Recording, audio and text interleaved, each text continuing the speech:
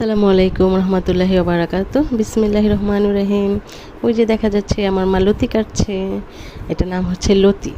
ওই যে আমার শাশুড়ি রান্না বসায় দিচ্ছে লতি। তো এই লতি খেলে অবশ্য শরীরের জন্য ভালো, রক্ত টক্ত হয় নাকি, কিন্তু আবার অনেকের আছে গলা নাকি চুলকায়। তো এমনিতেও আছে আমাদের বাঙালিরা গলা এমনিতেও চুলকায়, আর দোষ পড়ে লতির। তো যদিও লতির কারণে যদি গলা টলা চুলকায়, তাহলে এই লতির সাথে আপনার একটু লেবু, একটু টক জাতীয় কোনো কিছু মিশিয়ে টিশিয়ে রান্না করলে গলা আর চুলকায় না। আর যাদের গলা চুলকানির ব্যারাম আছে, মানে এমনিতে গলা চুলকায়, কার সাথে কী বলবো না বলবো, ঝগড়া করবো কি করবো না, এন করবো না ত্যান করবো না, তাদের লেবু কেন আর কিছু দিলেও গলা চুলকাবই। আমাদের অবশ্য গলা টলা চুলকায় না। ওই দেখেন আমরা ইলিশ মাছের মাথা দিয়ে লেজ দিয়া কত সুন্দর করে লতি রান্না করে খাইতেছি সবাই, আমাদের গলা টলা ধরে না। আর আমার শাশুড়ির হাতে রান্না কোনো গলা টলা ধরে না রে ভাই। ওই দেখেন লতি ধোয়া টোয়া সব শেষ, লবণ দিয়ে রাখছে আমার শাশুড়ি, এখন ভালো মতো রান্না করব।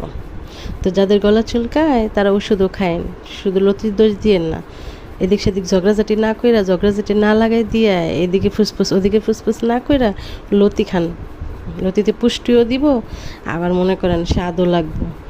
আর এইভাবে রান্না করলে তো কোনো কথাই নাই, বুঝছেন? সবাই ভালো থাকবেন, সুস্থ থাকবেন। আর ওই দেখেন আমি 1 প্লেট ভাত নিছি, তাও আবার মোটা চালের ভাত, বুঝছেন? চাইলের দামও বাড়াই দিছে, এই জন্য এখন থেকে আমরা মোটা চালের ভাত খাবো, তাও আবার লতি দিয়ে। খায় দেখেন। আর যদি না পারেন আমাদের বাসায় এসেন।